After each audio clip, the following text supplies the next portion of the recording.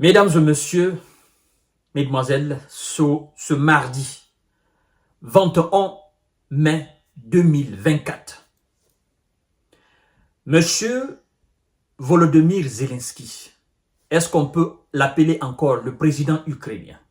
Parce que à partir d'aujourd'hui minuit, il achève son mandat. Bon, je ne vais pas entrer dans ces détails dans cette émission, parce que l'émission là est consacrée sur la déclaration monstrueuse, dangereuse de M. Volodymyr Zelensky et la contradiction entre Zelensky et la chef de la diplomatie allemande. Parce que vous savez, elle était aujourd'hui en visite. Ils disent visite surprise. Mais moi, ça me fait rire quand on parle de visites organisées, taillées sur mesure des Occidentaux en Ukraine, quand on parle de visites surprise, ça me fait rire. Pourquoi faire des visites surprises si vous contrôlez la totalité du territoire ukrainien? Vous avez peur de quoi? Que la Russie ne vise vos trains qui vous transportent, que la Russie ne vise vos avions qui vous transportent là? Pourquoi parler de visite surprise? Pour Anthony Blinken, on nous a parlé de visite surprise. Ministre des Affaires étrangères allemande, on nous parle de visite surprise. Moi, je ne vois pas de visite surprise. Je ne suis pas encore là. Je vais parler de ces deux déclarations. Mesdames et messieurs, d'abord, partagez la vidéo dans tous les groupes possibles, s'il vous plaît. Partagez cette émission dans tous les groupes possibles. Parce que ce que je m'apprête maintenant à dire, à détailler, à disséquer, chères dames, chers messieurs, chères demoiselles, démontre encore une fois que M. Zelensky mérite d'être canalisé. Il mérite d'être arrêté. Quand je dis arrêté, il mérite que les Occidentaux lui disent « ça suffit maintenant ». Je ne parle pas de son arrestation physique, mais qu'on lui dise « ça suffit maintenant ». Maintenant, stop, parce que tu pars très loin. Mesdames et messieurs, d'abord, je vais commencer par la déclaration de la chef de la diplomatie allemande. Et puis je vais revenir sur la déclaration scandaleuse, dangereuse de M. Volodymyr Zelensky. Elle déclare, je cite, d'intenses combats dans le nord-est de l'Ukraine. Écoutez très bien. D'intenses combats se déroulent ce mardi dans le nord-est de l'Ukraine, où les troupes russes poursuivent leur offensive. Pendant que Zelensky, lui, il est en train de dire à la communauté internationale que, dorénavant, ils maîtrisent la situation et ils ont le contrôle sur, n'est-ce pas, les lignes de front. D'abord, ça fait une contradiction entre ce qu'elle la ministre des Affaires étrangères allemande dit et ce que M. Zelensky dit. Pourtant, elle était sur le terrain. Elles ont des services de renseignement. Elles ont des militaires allemands sur le terrain. Elles ont aussi de la logistique allemande. Elles ont, c'est-à-dire, les yeux sur ce qui se passe sur le terrain. Donc, elle n'a pas voulu entrer dans les marmailles de M. Zelensky, comme on aime souvent le dire, le mensonge. Elle dit, je cite, « La situation ukrainienne s'est encore une fois dramatiquement aggravée avec les frappes aériennes russes massives sur les infrastructures de ce qu'ils appellent civiles et la brutale offensive russe dans la région de Kharkiv. » Écoutez très bien, cette déclaration, elle l'a faite aujourd'hui. Elle était, et je crois d'ailleurs, bon, si elle n'est pas quittée, elle doit être encore à Kiev. Elle dit, aujourd'hui, mardi, la situation ukrainienne, c'est encore. Ça veut dire, quand on dit encore, ça veut dire que c'était déjà aggravé. La situation était déjà incontrôlable. La situation les échappait, déjà.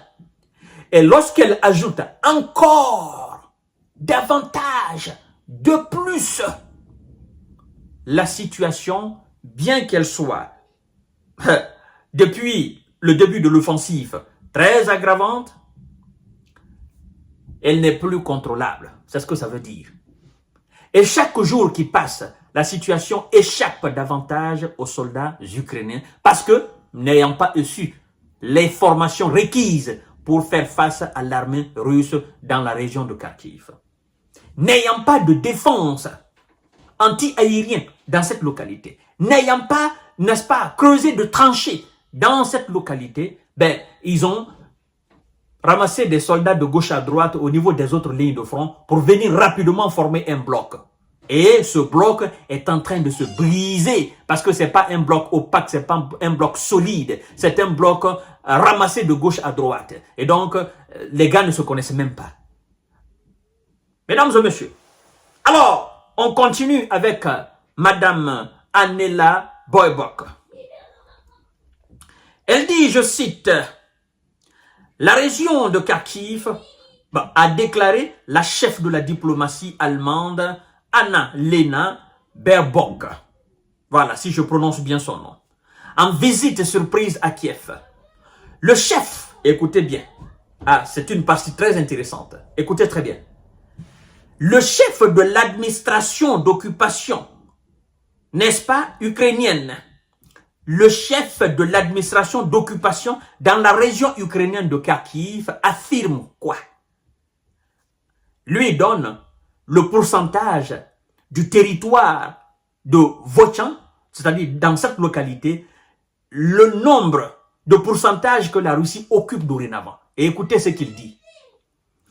Le chef de l'administration d'occupation dans la région ukrainienne de Kharkiv affirme que l'armée russe contrôlait désormais environ 40% de la localité de Vovchan, l'une des deux zones frontalières du nord-est où elle est passée à l'attaque. Alors, monsieur Zelensky, vous contrôlez la situation où? La ministre des Affaires étrangères allemande vous dit que la situation s'est encore aggravée avec les frappes aériennes russes dans l'offensive. Et donc, le patron de l'administration ukrainienne, le patron de l'administration d'occupation ukrainienne dans la région de Kharkiv, lui affirme ce que vous n'arrivez pas à affirmer. Il dit que dorénavant, l'armée russe occupe 40% de la zone de Vovchan. Ce sont les deux zones où l'armée russe a lancé son offensive. Chers dames, chers messieurs, chères demoiselles, c'est pour vous dire encore une fois que la déclaration politique et ce qui se passait sur le terrain, il y a un monde de différence entre les deux. Alors, vous allez vous fier à quoi? Moi, je vous invite tout simplement à vous fier sur la réalité du terrain, la vérité de la réalité du terrain. Ça, c'est très important de le savoir.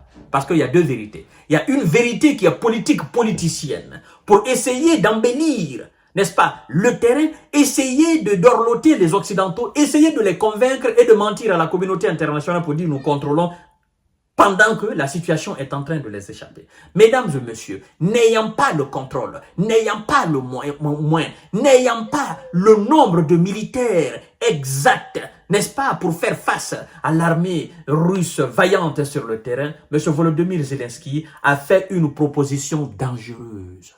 Et c'est pourquoi je dis, les Occidentaux doivent le calmer, dorénavant, ils doivent le dire, stop.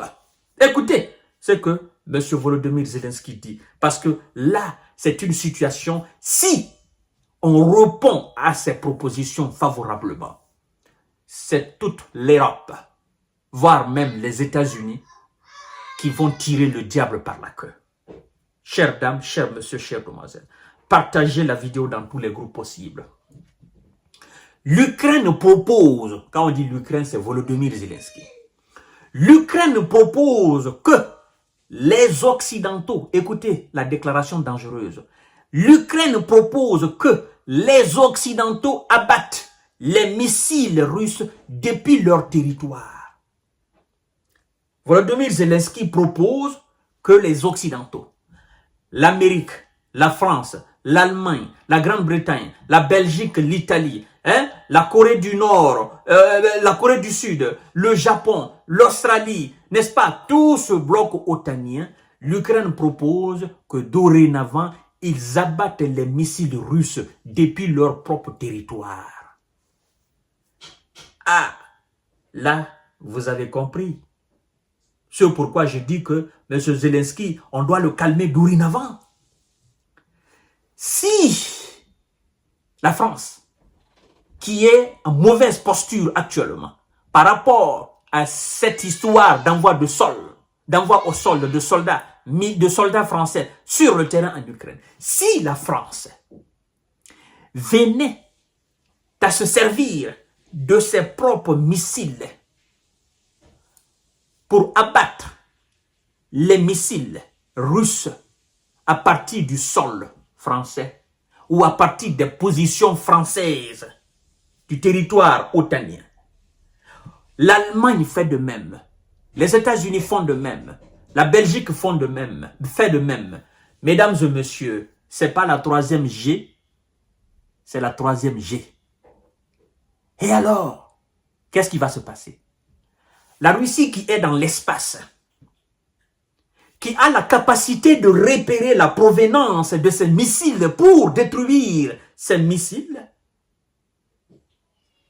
ces pays deviennent dorénavant des cibles privilégiées pour l'armée russe. Et donc, la Russie sera dans l'obligation dorénavant d'envoyer ces missiles sur ces territoires différents. C'est fini. On dit au Mali, à Bana, c'est fini. C'est fini, mesdames et messieurs. Nous sommes plongés dans la 3e G. Cette proposition, elle ne mérite même pas d'être faite. Vous savez pourquoi il le fait?